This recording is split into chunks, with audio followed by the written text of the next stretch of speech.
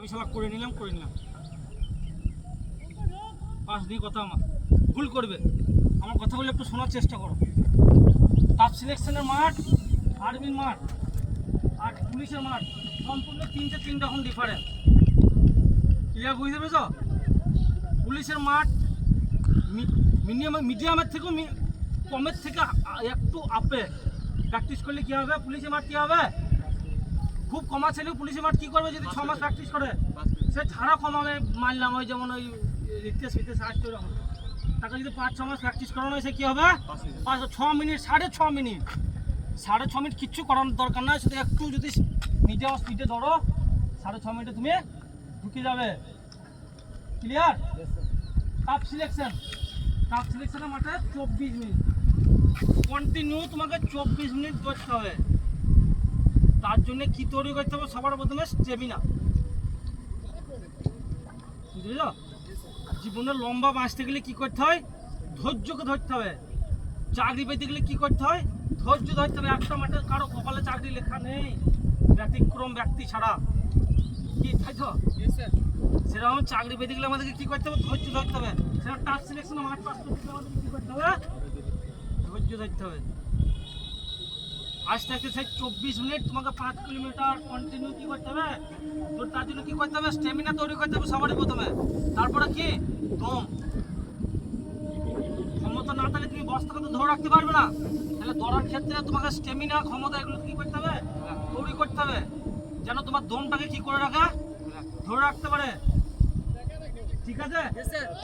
তারপরে তোমাকে 24 মিনিট দৌড়টা কি করবে, হেল্প করবে। নাহলে কি হবে, মিডিল রাস্তায় কি হবে, স্টেমিনা থাকবে না, দম লাগবে, তোমার কি মনে হবে ছেড়ে দিলে। তো সেই 1600 মিটার নয়, 4 পাক মারলাম ভাই, যা হলো না হলো প্রচুর। 5 কিলোমিটার মানে অনেকটা রাস্তা। ক্লিয়ার? দুটো ডিফারেন্স বুঝে গেছো?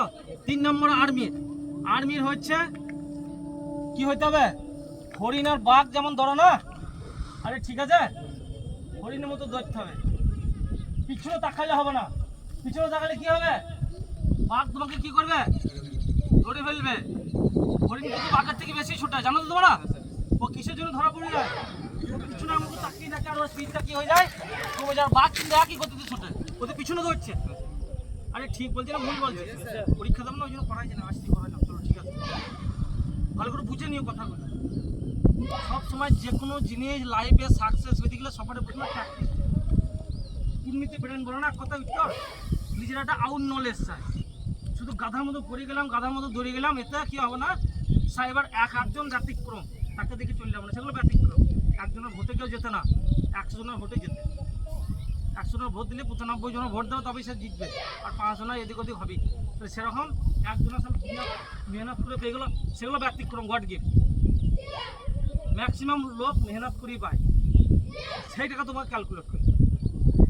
বুঝলি কি বললাম কথাটা? সেরকম কি বললাম কথাটা, তার আগে কি বলছিলাম আমি? হ্যাঁ, বাঘ কিন্তু হরিণও ধরছে, কিন্তু হরিণ কি করে, পিছনে দেখে যায়। সেই আর্মির মাঠটা হচ্ছে ঠিক সেরকম। একবার গো বলে দিল, তোমাকে পিছনে দেখার দরকার নাই, তোমাকে দেখতে তোমার মঞ্জিল, তুমি কোথায় যে আটকাবে। কি তাই তো? আমি 4 পাকের মাঠ, আমাকে 4 পাক কমপ্লিট করতে হবে।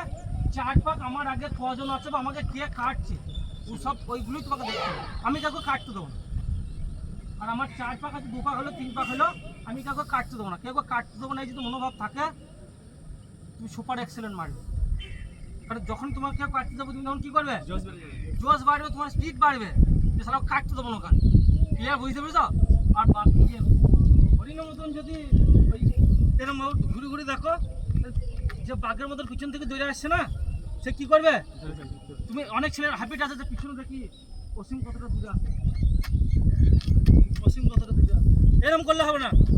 অসীম যেখানে আছে, অসীম আমার কাছে আসতে তোমার, অসীম আমার আগে যে আছে তাকে ফলো রাখবে। যে কাটার চেষ্টা করে তাকে আমি কাটতে দেবো। যে যখন এখানে আসবে 2 কদম স্পিড বাড়ি দাও, সে পিছিয়ে, তার তো দম লাগছে না। আরে তার তো দম লাগছে, তোমাকে কাটার চেষ্টা করছে, তাহলে সে তো স্পিডে আসছে। তারপরে তুমি যখন আবার 2 কদম বা তুমি এমনিতে তার থেকে 4 কদম এগিয়ে আসো। আরে শুনতে পেয়েছো? যখনই তুমি স্পিডটা আবার একটু বাড়াবে, সেখান থেকে আবার কী হবে, পিছিয়ে যাবে, কাটতে দেবো না তাকে। অটোমেটিক তোমার রান কী হবে, আস্তে আস্তে উঠে যাবে। এগুলো রানের সূত্র। আর ম্যাথের যেমন সূত্র আছে এগুলো হচ্ছে রান্নার সূত্র। সবসময় টার্গেট নিতে হবে, আমি কাউকে আমার আগে যেতে দেবো না, বা আমার আগে যে ব্যক্তিটা আছে আমি ওর সঙ্গে যাবো, ওকেই কাটবো বা ওর সঙ্গেই যাব। আমার আগে 3 জন আছে বা 4 জন আছে বা 5 জন, এদের সঙ্গে গেলে একটা নিজের মনের মধ্যে একটা কী থাকবে যে আমি জোশ নয়, এদের আমার মনের মধ্যে কী থাকবে যে আমি পাস করে যাবো। 4 জন 3 জন 5 জনকে তো ফার্স্ট গ্রুপ নেবেই নেবে। আরে ঠিক আছে, তাহলে সেটা মাথায় রাখতে হবে। সেরকম পিছনে তাকিয়ে দেখলে হবে, তাহলে বাঘ তোমাকে, তুমি যদি নিজের ডাইরেকশনে চলো, নিজের সিস্টেমে চলো, বাঘ তোমাকে ধরতে পারে না। পিছনে যে আসে তোমাকে তো সে বাঘ।